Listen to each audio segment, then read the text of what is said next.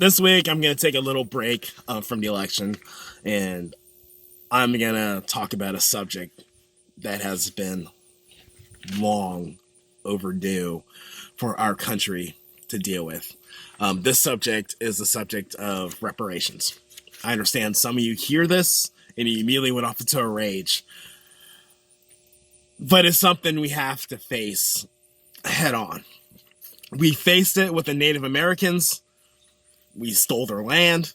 This is why they have reservations where they have their own laws, make their own rules. This is why they're able to have casinos. It's not a perfect solution, but at least they received an apology and they were given certain things to make up for what our country did to them. Now, understand when I'm talking about reparations, I'm talking about us as a country, not you who never owned slaves, not you who had ancestors that were slaves. We're talking about a country, United States of America. You are enjoying the fruits from what we did to these people. Therefore, we have to deal with it as a country. Now, we go back to more recent history. We can look back into the Japanese internment camps in World War II, and they just rounded up people of Japanese descent, threw them in internment camps. That was how we dealt with it during the war. This was wrong. The Japanese people who were subjected to this, they received an apology.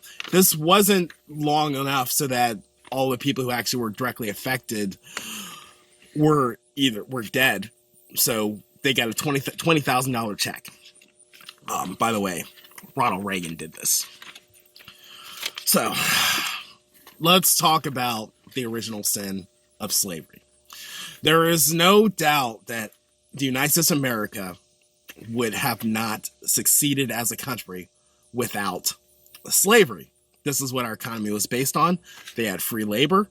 Our country was able to do this, prosper, and was able to still be intact today. Without slavery, this would never happen. Now, this isn't me saying that slavery was right. Everybody knows it was wrong, but these are the straight facts. So with all that money and the money that people are still profiting on because of old money, so how do we make this right? Our nation has yet to give an apology for slavery. We had our first black president, but we have not given an apology to slavery. An easy way out would be to simply for the government to write a check to every single person who had a slave who was an ancestor. Now, with all these people of mixed race, how's that going to work? How's that going to be effective? And you also got to think about, if you just give someone a check, they're just going to spend the money, and that's going to be that. I don't care if the check is $1 million. I don't care if the check is $20,000. It's not fixing the systemic problems. So my solution for all this is to fix the systemic problems. Go into these impoverished neighborhoods and fix the schools, fix the infrastructure, and create opportunities.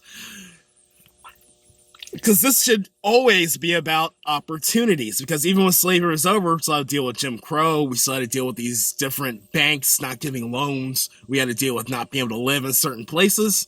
And what happened then still trickled down to today, where we have our racial issues with police brutality and also not be able to earn a living wage. And the list goes on and on.